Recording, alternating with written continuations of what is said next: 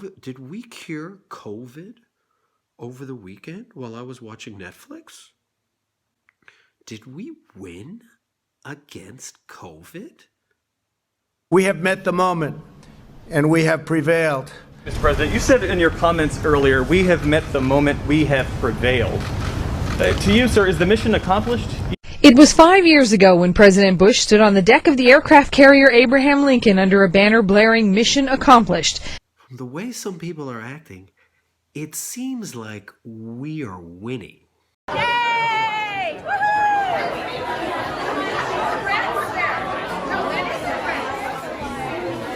Here we see the push-ups. This is part of the demonstration that they have been doing here, everybody, here outside of the Clearwater Courthouse. No social distancing at all. Where's the mask? Where's the gloves? Like nothing happened.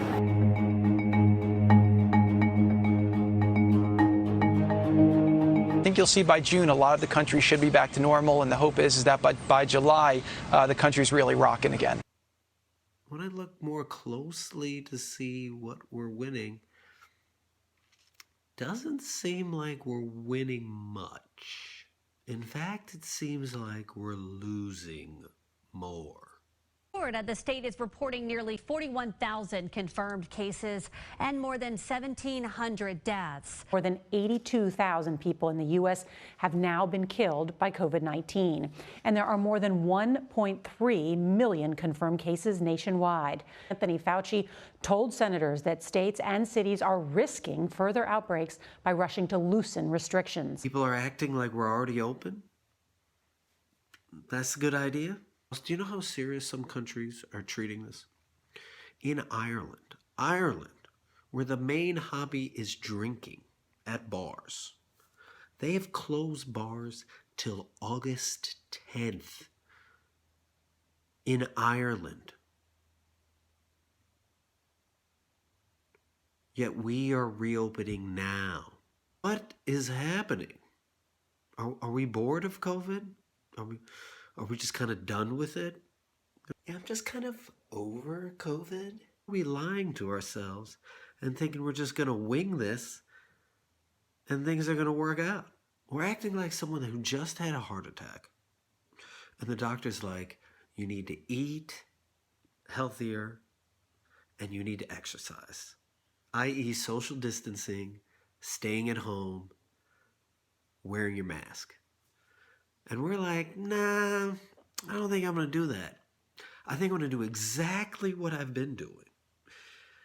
And then we're just going to see what happens, because you never know. Things might come out differently. No, things are not going to come out differently. We know exactly what's happening. It's happening right now. This is happening in Georgia and Florida and all these places. Heck, dude, it even happened at the White House. It's happening. We know exactly what's going to happen. People are going to die. People are going to get infected. More people are going to die. Then the states are either going to do one of the options. They're either going to ask us to shelter back in place, which will be a disaster. Customers demonstrating against stay-at-home regulations armed to the teeth, ordering sandwiches at a Subway shop in Raleigh, North Carolina. This guy showed up with a rocket launcher slung over his back. Or a worse decision is the states are not going to tell us how many people are dying so that we don't know. So we'll just keep acting like things are doing well. In Florida, a slew of COVID-19 related data has suddenly gone missing in what researchers say is part of a government effort to censor scientific information and keep it from going public, an extraordinary charge to even contemplate given the size of Florida's vulnerable population. Late last Friday, the engineer of Florida's so-called COVID-19 dashboard was suddenly removed from her post. The move quickly sparked backlash from critics who say Florida's government is withholding important coronavirus data from its residents. Robert Reich breaks it down pretty well. We are the only country in the world facing this pandemic that is actually opening our economy when the number of people and also the rate of infections and the rate of death continues to rise.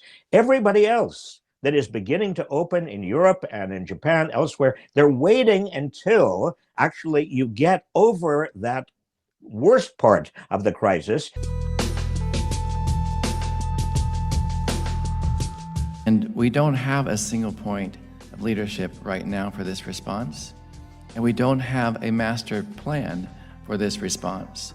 So those two things are absolutely critical. But how can we be struggling to get adequate supplies of simple supplies like swabs? What does this say about the federal response to the coronavirus outbreak? It says to me, sir, that there is no master coordinated plan on how to respond to this outbreak. We don't have a strategy or plan in place that identifies each of those critical components, and we don't have a designated agency that is sourcing those critical components and coming up with a strategy to make sure that we have those supplies when we need them. We need this comprehensive national strategy that's end-to-end about what includes every component to make sure we can respond and protect American lives. That's where we're at. Even though it seems like some people's attitudes have changed towards the virus. Thousands of people flocked to the beaches and partied on boats with little thought of social distancing. Nothing has changed. Nothing has changed. There's no cure. There hasn't been any drugs that are going to help stem the virus. Nothing has changed. I feel like I'm going crazy because I see so many people outside just chilling, and it's so difficult for me to then tell my nephew or anyone else that we shouldn't be going out because everyone else is not making a big deal about it, so why should I? People not wearing masks. Why do I need to wear a mask? It's not that big of a deal. I was at a drive-through graduation this week. Barely any masks. A lot of cheering. Super sweet. Barely any masks. Social distancing? No. A lot of people think 6 feet is 3 feet. 6 feet is really far away.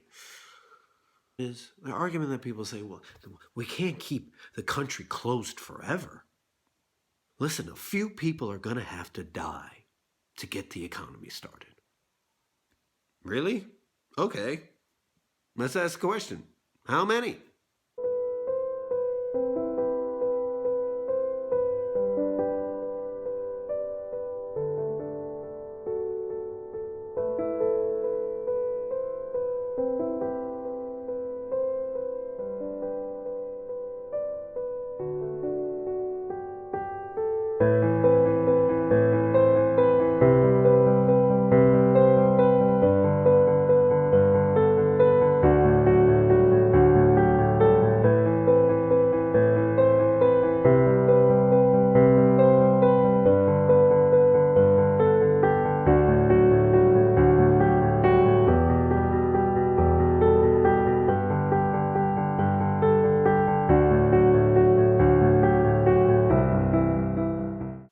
Some people's arguments are like, we have to work.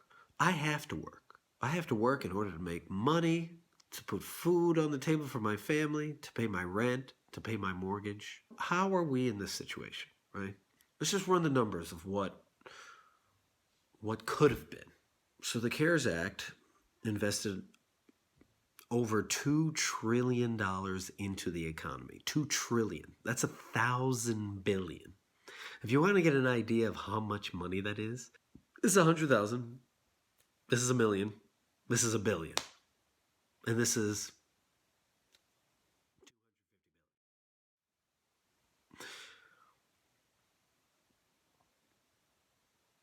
we just simply took $1 trillion of those dollars and divided it by 157 million people that are currently working in America. That breaks out to about $6,369 per person.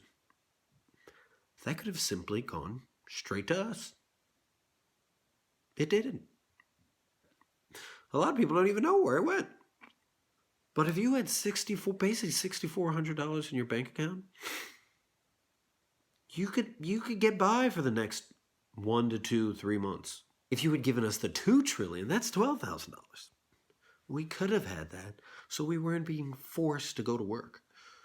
Look at what other countries are doing. Australia, they're giving up to $2,000 a month.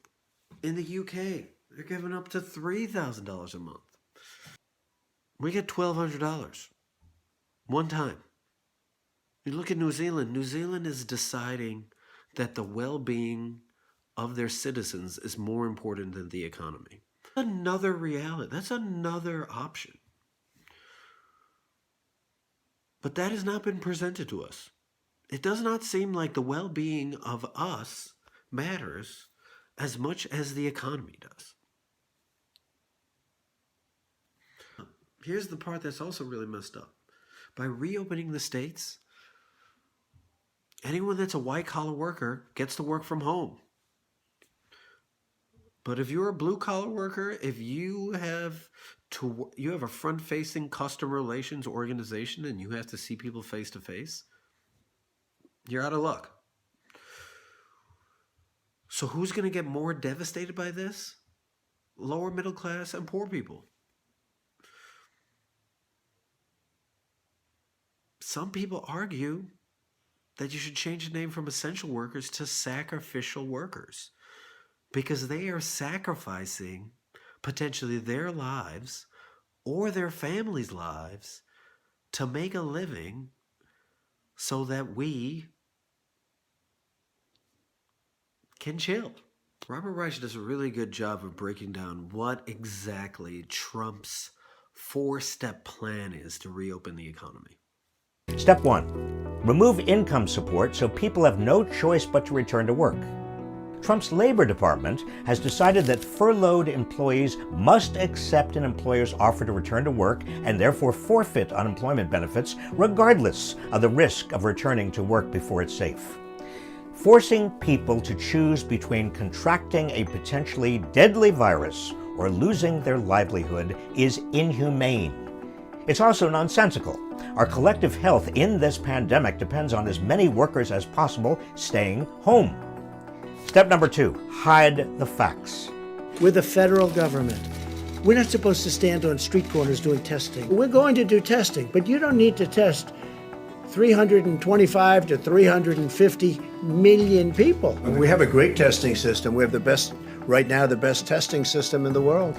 No one knows how many Americans are infected because the Trump administration continues to drag its heels on testing. As of May 5th, only 7.5 million tests have been completed in a population of over 330 million Americans. The administration's leading infectious disease expert warns that reopening poses, in his words, making a really significant risk that without a huge ramp up in testing. Step number 3, push a false narrative about freedom and liberation. Weeks ago, Trump called on citizens to liberate states like Michigan, whose governor, Gretchen Whitmer, imposed strict stay-at-home rules. Michigan has the 3rd highest number of COVID-19 deaths in America, although 10th in population. When Whitmer extended the rules to May 28th, gun-toting protesters rushed the State House, chanting, "Lock her up!"